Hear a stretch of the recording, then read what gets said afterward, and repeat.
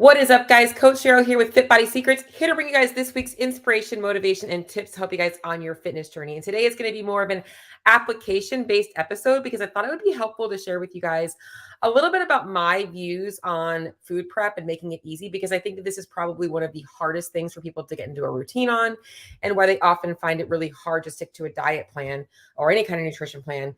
I hate using the word diet, but you know what I mean. It's just that we all fall into that rut of we're like, okay for a couple of days, but then once we kind of like get too busy, we're tired. The last thing we want to think about is what we're eating. And that's usually where we end up, gravitating towards convenience foods or eating out or things like that, takeout. So today I want to give you guys a couple of tips to help you guys be more successful at making meal prep easy and effective, and also enjoying the food that you're actually prepping up. So Fit Body short episode today, which means I'm going to try and keep this one under 10 minutes. So first of all, I want to talk about the difference between food prep versus meal prep. And I used to be a meal prepper, meaning I would actually take time on a Sunday. I would cook everything, and then I would separate everything out, and then I would have these pre-portioned meals that were ready to grab and go in my refrigerator for throughout the week. But what I also realized was that kept me so like stuck in like a Tupperware life, and I couldn't really adjust things. I was kind of stuck with what I was eating, and I was fine eating the same thing every day. But if I was if I wanted to adjust the amounts because I was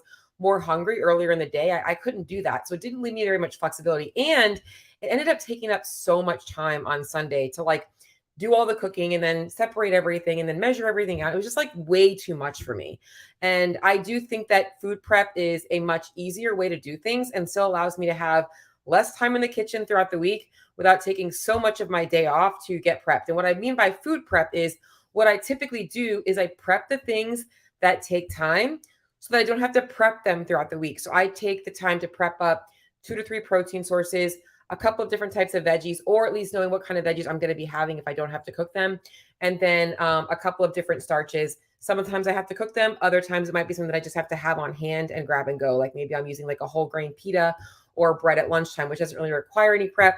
I just have to buy it. So that's the main thing. Is number one is, before you think about food prep or meal prep, you got to get your grocery staples. You have to know what you have to have in your house based on your lifestyle, based on what your day, based on how busy you are, and based on what you actually enjoy eating. How many times a day do you like to eat? Are you more of a snacker? All of those things factor in. So when I go to the grocery store, I always make sure that I pick up 2 proteins that I can cook. And I also make sure I have a variety of proteins that are already pre-made that I don't have to worry about, just in case. And I call that like my ice list, in case of emergencies. Maybe I run out of the pre-cook or the stuff that I cook and I need to have something, on hand that I don't have to worry about. So for me, that's usually going to be like deli turkey or some, canned tuna or packaged tuna, things like that, or even some frozen shrimp, things that don't require me to actually cook. I just have to have them, that for whatever reason, if it's Wednesday afternoon and I already ran out of my food prep, I have something already back up ready to go. I also think about things that I'm going to be using for snacks in this scenario. So yogurts and stuff like that. And I'm focusing mostly on protein first, because that's what people usually have the hardest time consuming. So I always make sure the protein is taken care of. So I pick up a couple of proteins that I'm going to cook on Sunday, but I also make sure I have the backups and the stuff that I need to have on hand that don't require me any preparation.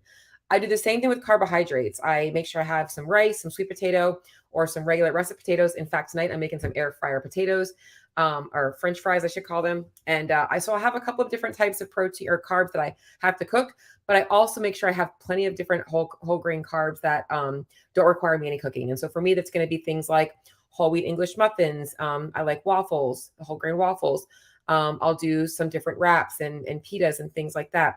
And I'll go into snacks in a second, but I try and keep those things that can round out a meal very easily. And I'm going to tell you why this is so helpful as well. And then I do the same thing with vegetables. I usually only cook dinner vegetables, and I usually will do a salad for lunch, just because for me that works. I don't have to really cook anything for lunch. I just have to have enough of those things on hand and throw a salad together. Dinner time, I like to roast my vegetables, so I'll try and grab vegetables that are going to hold up for at least 3 or 4 days, so I don't have to worry about cooking more. I also will grab a couple of frozen veggies, because this way, if I do run out or they go a little sour, I can always pop a bag of that in the microwave or in the air fryer or even in the oven while I'm, getting home and getting settled in. That doesn't really require me to watch it. I could just throw it in there and it'll be ready to go for me in a little while. So I get a couple of those as well. And this is the main thing, okay? You got to have different sauces, different seasonings, and different flavors on hand at all times, especially if you're just getting started in your fat loss journey or you're just getting started with changing your nutrition. If you're very used to a lot of hyper palatable foods, those foods with a lot of flavor, if you're keeping your food very boring, you're going to be very bored very quick. So I always have different types and sauces and flavor on hand. A couple of my favorites, I always have Frank's Red Hot sauce. I use G. Hughes sugar-free barbecue sauce along with their teriyaki sauce. I like to use coconut aminos or soy sauce, whichever I have on hand. I really don't pick, it just depends on what I have. I also love the Bolthouse Farms dressings. They're all like 50 calories or less and add a ton of flavor. And I'll also do things like marinara sauce and things like that. In terms of seasonings, I'll get a couple of different seasoning blends.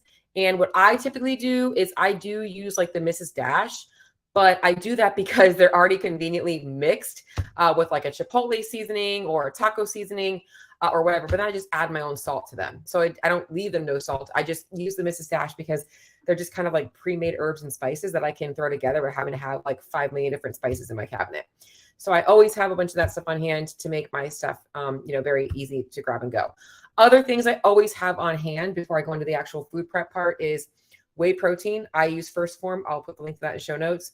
I always have, like I mentioned, like Greek yogurt, cottage cheese, some deli turkey, jerky, protein bars, different high protein snacks that I can grab and go, along with some high protein additives that I can add to my meal. So I like to keep things like fat-free cheese on hand because I can add that to egg whites. Egg whites is another protein staple that I have, and other things that can just add some flavor. Snack options I'll always buy is I love to get I think about what I'm craving. If I want something sweet, what are my go-to sweet snacks? If I'm looking for something salty, what are my go-to salty snacks? So for my sweet snacks, I love the Alyssa's cookies. If you guys have never seen those before, I should probably put the link to those in the show notes as well. But I'll buy a couple of whole grain type of maybe some whole grain granola, some different flavor rice cakes. I love using cereal. I'll buy some whole grain cereals. I love the multigrain Cheerios. Super simple. And I can add that to different things. I also keep fruit on hand. I do frozen fruit and fresh fruit. I like to use the frozen fruit for my smoothies. So I'll usually stick to like blueberries and bananas. And all this is stuff that you just have to buy. You don't have to do anything with it. You just have to have it on hand so that when you're hungry, you have those things in your kitchen ready to go. So you want to have all these things on hand for you. And then in terms of fat sources, I just always make sure I have some good quality oil, peanut butter. I really don't buy a lot of nuts because I don't typically like to snack on them. I just tend to overconsume them. But you might like to have nuts to add to maybe salads or things like that, or maybe you do like to consume nuts. I do keep avocado on hand. Sometimes I'll buy like some turkey bacon and other things just to kind of, fill the gaps. Those are like those gap filler foods. So a couple of my go-to protein sources, I didn't really go into this, is I always like to keep, I like to use ground turkey breast, extra lean ground beef. I also like chicken breast, chicken thighs. The boneless, skinless chicken thighs have been like my thing lately. I've been using those in the air fryer. And when it goes to cooking now, so let's go into the cooking stuff. This is the easy stuff. All right. So when you guys are prepping, make it super easy for yourself. All right. We're going to add flavor throughout the week. We're going to add that. Simply season your foods, just salt, pepper, garlic, whatever you like. Okay. Because you can add seasonings throughout the week. And I'm going to explain my go-to for this is start with your proteins and your starchy carbs, because those are the things that usually take the most time. I'll chop my sweet potatoes, throw them in the oven, put a little cinnamon and sea salt on them. Super good. I'll get all those things ready. For my meats, do the same thing. I season them, I grill them, I roast them, I air fry them, whatever is going to be easy and convenient for me to get a lot cooked in a short amount of time. We're gonna flavor them up as we go throughout the week. Vegetables, like I said, I usually do salads for my lunch, and usually I'll stick to like either kale or spring mix, and then I'll use different types of toppings. Sometimes it might be broccoli slaw. Maybe I'll do some cucumbers, red onion. So I might chop all that stuff and have it ready to go, but I'm not actually having to put them together. You can, and I'll go into how to do that as well, but I just have them on hand. And then for my dinner veggies, I like to roast them. It's usually pretty easy. Or I might make like a big batch of cauliflower rice, and I'll like throw some peppers and onions in with that, season it almost like a Mexican style. Not necessarily because it's replacing the rice, but because I'm getting a good douse of those vegetables in, and it's going to really bulk up the volume in my meals. And then I have all that stuff ready. The only thing I typically will pre-portion out is my vegetables, because I want to make sure I like to keep getting, a good amount of vegetables at my main meals. So I'll probably portion them out ahead of time, because that's really not going to change throughout the week. But you don't have to do that. And now the fun part is you've got everything prepped, right? You don't have to worry about portioning it out. You've got your chicken, your beef, whatever you're prepping. Maybe you've got some deli turkey on hand and some shrimp. And then maybe you roast up some broccoli and some, I don't know, maybe you roast up some asparagus or something like that. Or maybe you roast some Brussels sprouts. You've got all these different components along with your rice and your potatoes or whatever it is you cooked. Now, throughout the week, you can be so flexible with those things. So I can take my chicken breast and I can maybe throw it on my salad one day.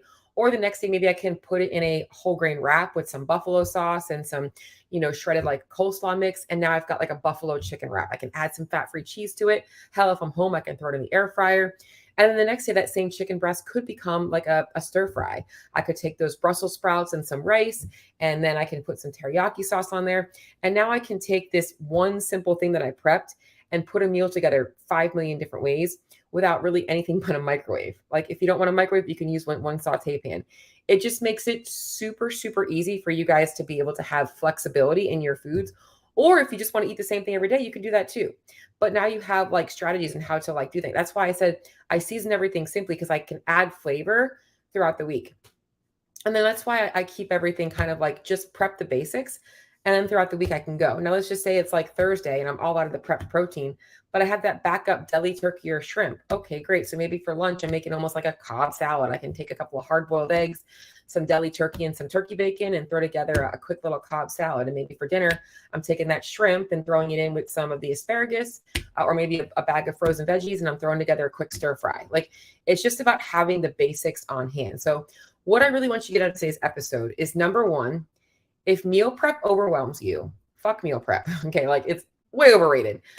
Focus on food prep. Get the stuff that you always run out of prepped and have backups for those things so that when you're tired throughout the week, you don't have to cook a second time.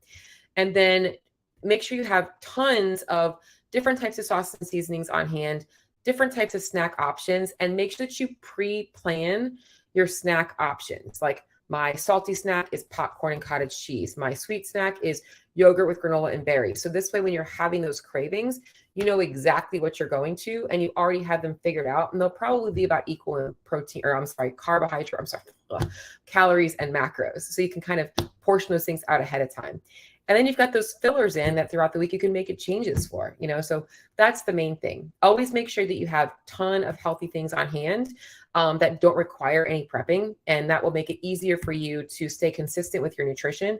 Because when you don't have those things on hand, that's usually when you'll grab anything in sight, which usually leads to a lot of parents grabbing whatever they buy for the kids, goldfish and candy and stuff like that. So make sure that you have a plan that fits your needs. And that just comes down to buying groceries ahead of time for yourself. So number one, I mentioned food prep over meal prep. Number two is making sure that you guys have plenty of the things that you need to be consistent, not just for the first couple of days of the week, but for the latter part of the week as well. And then number three is to make sure you have plenty of sauces and seasonings on hand to make sure that you don't get bored of your food. You can always make changes to things.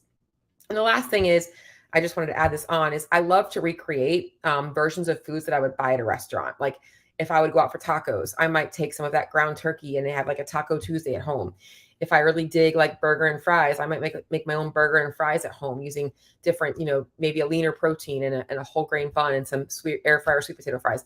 Trying to keep meals to things that you actually enjoy eating versus living in, I think the biggest mistake is people just live in this like, all right, I'm on a diet. And it's not like that. And that's why most people fail at staying consistent. This will develop a habit that you can actually keep doing long-term, and maybe get the kids on board too. I mean, when you guys realize that your kids actually will start to gravitate if you show them that like, hey, food doesn't have to be boring, or healthy food doesn't have to be boring if you show them ways to make it taste good. So that's what I got for you guys today. Hopefully that was helpful. If you guys have any more questions about food prep, meal prep, or any of that stuff, please let me know. I see a comment in here. Who is that?